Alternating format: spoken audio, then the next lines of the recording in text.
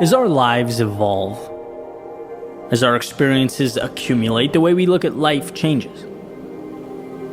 That's part of getting older and seeing the world, and so long as you allow your ideas and perceptions to be malleable, as long as you're looking to grow, you most definitely will.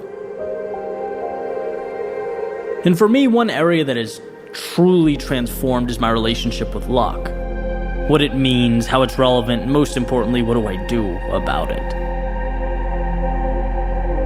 I created a little book of anecdotes last year, and one section was called The Luck Manufacturer. And it says, commitment, her hammer. Resiliency, her nail. She manufactured luck every single day. Before most awoke and long after they were asleep, she tirelessly sketched and built and created until at last she was done. Taking a step back, she stared in awe of the luck she constructed and knew it would change her life. And the takeaway of this passage is luck is made, not given. And as I was making my way through these little chapters in the book again, I stopped and thought, well, wait. It's an important idea, one I believe in. It's not wrong, but also it's kind of half the story. There's a lot missing there. What I had done was essentially paint something black and white when there's a ton of gray area. No sane person completely discounts the role of luck in our lives. It plays a role, a very significant role. The question, again, is why does this matter? Well, because maybe we don't make luck like a carpenter in his shop, but catch it like a fisherman at sea. Because standing on the deck of the boat, he can't control the fish that swim into the net, but he most certainly is responsible for finding a location with good odds, for being consistent in his attempts, for mastering the craft and improving the skills. You can't control external factors, the weather, the storms, the tide, the location of the fish on that particular day, but you can control you, and that is your power. And I think the progress I've made is understanding the danger with looking at luck is something that is entirely self-made, and thinking that if you do X, you will be rewarded Y, because that's how it works. I put in the work, there's going to be an outcome. I take the boat out, I'll be having fish for dinner. But that's tricky, right? Thinking something is owed to you in any capacity, it breeds resentment. Because for whatever reason, when it's not provided, life suddenly seems unfair. It creates a scarcity mindset. And to truly progress is to endure that balancing act of what we can control in one hand and what we can't in the other.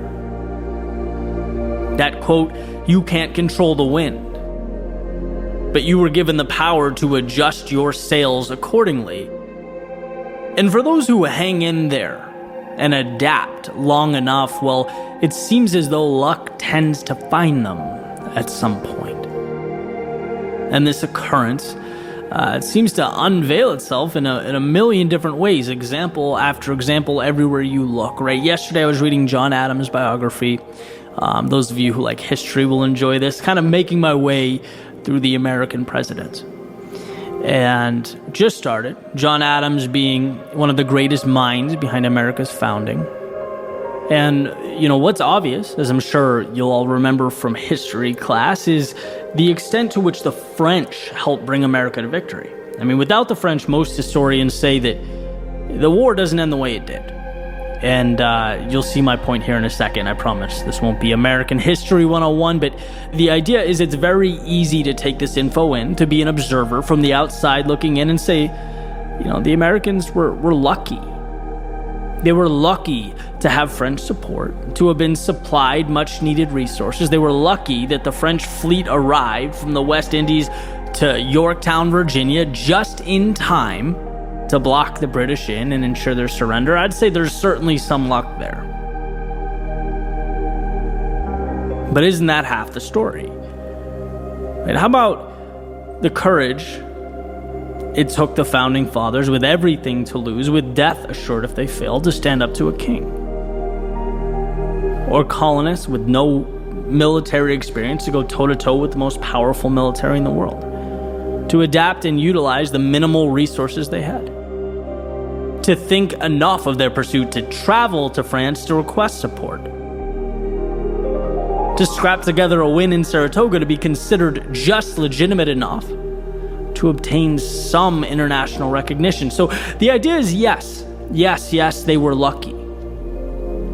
But without those things, the action and persistence and self-belief and the tenacity with which they moved into that great unknown, there is no luck to be had. It's true then, it's true now. The effort never guarantees success, but the lack of it guarantees failure. You can't ensure that those fishing nets will be full after your expedition, but keeping the ship in the harbor ensures those nets will be empty. I guess that's why that period of American history is so moving to me. It's people who gave everything for an outcome that was anything but guaranteed. Planting a seed and hoping that years later others could eat the fruit. There's a pretty cool part. He's writing a letter to his wife, and he says, I must study politics and war, that our sons may have the liberty to study math and philosophy. Our sons ought to study math and philosophy and geography, natural history, naval architecture, navigation, commerce, agriculture, in order to give their children a right to study painting, poetry, music, architecture, etc., etc. Is any of that guaranteed? Absolutely not, but nothing is. It's why progress and courage are so inseparable. Because there will be times in our lives when we fall short, when the pursuit feels in vain, when the odds are small. And yes, you have the option to look at the road in front of you and see all that you don't have, how ill-equipped, how ill-prepared, how not ready for what's to come. But you also have the option to start moving, creating, believing, preparing your net, building yourself up. Because when luck presents itself, you'll be as ready as you can possibly be. And if you swing and miss, not personalize the result, but adjust the pieces and be ready for the next time. So no, going back to that luck manufacturer, we don't create luck. But we do have the power and the ability to create ourselves. And if that's a pursuit you're willing to commit to immerse yourself in, you will have, in essence, established a relationship with chance. Not making luck, but receiving it. Because you anticipated its arrival long before it materialized and worked to make yourself its most appealing suitor.